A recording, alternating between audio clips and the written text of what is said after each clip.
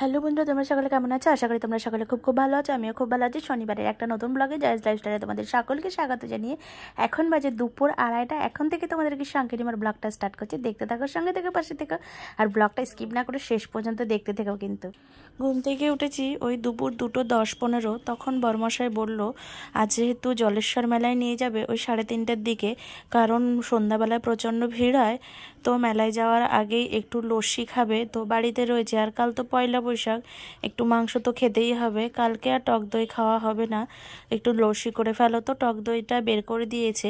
1 packet এমনি ফুল আছে, আর অর্ধেক ছিল ভাঙা, সেটা আগে দিয়ে নিচ্ছি।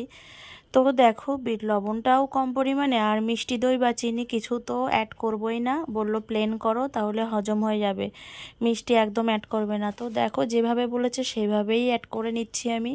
আর একটু সয়াবিনের তরকারি বেশি ছিল সকালে, সেটা গরম করে নিলাম, কারণ যা গরম পড়ছে নষ্ট হয়ে যেতে পারে ওই কারণে। আর আমাদের 4 জনের লস্যিটা না একবারে দিলে হয়তো ওভারফ্লো হয়ে যাবে, ওই জন্য ওই 2 গ্লাস মতো করে নেব। আর হয়তো 1 কাপ মতো বেশি হবে, তারপরে আবার দিতে হবে। তো দেখো 1 গ্লাস আর 1 মগ দিয়ে দিয়েছি। বরমশাই বলল আগে আমরা এই দুটোতে খেয়ে নিই। আমি প্রত্যেক দিন 4টে করে লাগাই, 4টে মানে গ্লাস মগ একসঙ্গে লাগাই। তো বললো আমরা দুজন আগে খেয়ে নিই, আমি আর ছেলে, তুমি আর বাবু পরে খাবে। তো তাই করলাম। তো যথারীতি লস্যি টস্যি খেয়ে ফ্রেশ হয়ে দেখো ড্রেসটা পরে রেডি হয়ে নিয়েছে, একদম কমপ্লিটলি রেডি। তো আমরা বরমশাইয়ের বাইকেই এসছি। আমাদের বাড়ি থেকে বেশিক্ষণ লাগেনি, ওই 30 মিনিট কি 40 মিনিট লেগেছে। আর বাইকটা গ্যারেজে রাখলাম, রেখে তারপরে আমরা হেঁটে হেঁটে যাচ্ছি। আর দুর্ভাগ্যবশত আজ আমি পুজো দিতে পারবো না বলে বরমশাইকে বললাম তুমি আর ছেলে পুজো দাও। তো বললো না। আর এই যে আমাদের জলেশ্বরের যে পুকুর, বাবা ভোলেনাথ এই জলে থাকে, তাই এখানেই উনি সারা বছর থাকেন। আর চৈত্র মাসে এই সময় ওনাকে তোলা হয় মন্দিরে, তাই বলা হয় জলেশ্বর। জলের মধ্যে উনি থাকেন বলে জলের ঈশ্বর উনি। তো বরমশাইকে বললাম তুমি একটু জল নিয়ে এসো, বাবা যেহেতু এই পুকুরেই থাকেন, আমি ওই জন্য ওই জলটা ছোবো না। আমার কি বলবো, মানসিক দিক দিয়ে একটু হয়তো বিবেকে বাধা দিচ্ছে ওই কারণে। তো বরমশাই জল এনেছেন, আমি আর ছেলে জলে একটু মাথায় ছিটা দিয়ে নিয়েছি, শুদ্ধ হয়ে নিয়েছি। আর বরমশাই যেহেতু পুজো দেবেন না, ওই জন্য মন্দিরের ওখানে প্রণামী বক্সে একটু কিছু সামান্য পয়সা দিয়ে এসছে। আর নিরামিষ তো আজকে শনিবার, তো প্রথমেই মেলায় ঢুকেই দেখো পাঁপড় খেয়ে নিচ্ছি 3 জনে। আর তো বলেই দিয়েছে আজকে ছেলে রাইডিং করবে। রাইডিংয়ে তো জানোই সবাই 50-60 টাকা একটা রাইডিংয়েই খরচ হয়ে যায়। আর প্রত্যেক মেলায় যাওয়া হয় বছরে কম বেশি 2-3টে করে মেলায়, ওই জন্য বললো তেমন কিছু কিনতে হবে না। তবুও আমি নিজের পার্সোনালি কিছু টাকা এনেছি যদি কিছু কিনতে হয়।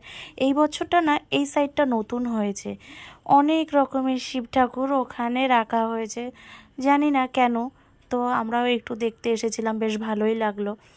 আর রাইডিংয়ের যে সাইডটা, আমরা যেহেতু বাড়ি থেকে 3:30টায় বেরিয়েছিলাম, 4:05-10 চলে এসেছিলাম, তো ওই সাইডটা পুরো এখন বন্ধ আছে, হয়তো সন্ধ্যে লাগলে চালাবে। তো এই রাইডিংয়ের ওই সাইডটা ঘুরে এসে এই সাইডটা দেখলাম একটা এই ছোটো বাচ্চাদের রাইডিং চালু আছে, ওই জন্য ওখানে সোনা বাবাকে একবার রাইডিং করে নিলাম। তারপরে যে রাইডিংগুলো সন্ধ্যাবেলায় চালু হবে ওখানে গিয়ে পরে ওকে রাইডিং করাবো।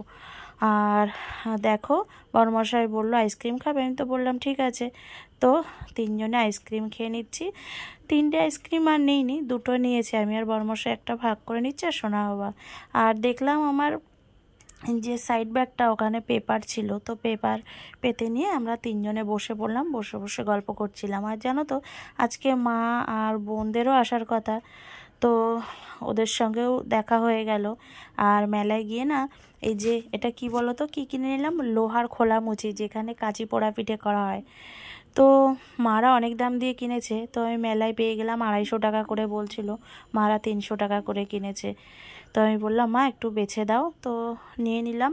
তারপরে ওদের সঙ্গে দেখা হয়ে গেল, ওদেরকে ছেড়ে দিলাম, ওরা ওদের মতো ঘুরছিল, আমরাও আমাদের মতো ঘুরছিলাম। সোনা বাবা বললো একটু মোমো খাবে, তো ভেজ মোমো পেয়ে গেলাম যথারীতি, অনেকটাই ছিল মোমো, 7 পিস ছিল, তো 3 জনে আমরা খেয়ে নিলাম।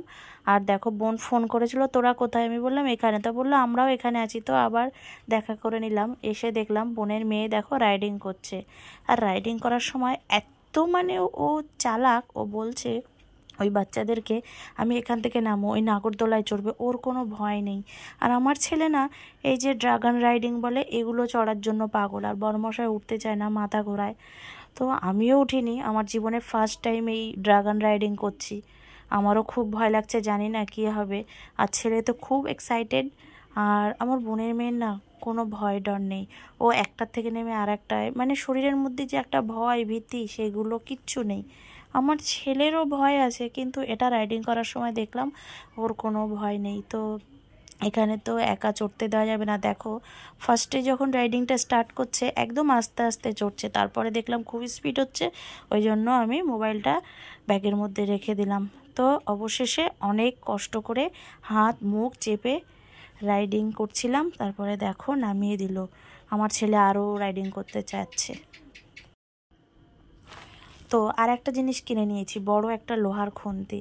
বাড়িতে কোনো অকেশান হলে, যাই হোক অকেশান হয় না, কম বেশি যদি কোনো অকেশান হয়, আমিষের অনেক সময় প্রয়োজন হয় বড় খুন্তি, অনেক লোকজন হলে, ওই জন্য আমি একটা খুন্তি নিয়ে নিয়েছি। আর ওই যে বললাম না লোহার খোলামুচি কিনে নিয়েছি, এই হলো ব্যাপার।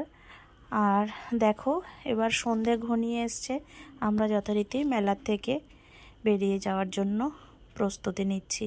বোনরা এখনও ঘুরছে, আমরা ওদেরকে বলে দিলাম আমরা চলে যাচ্ছি। এই দেখো মেলার থেকে পুরো বেরিয়ে গেছি।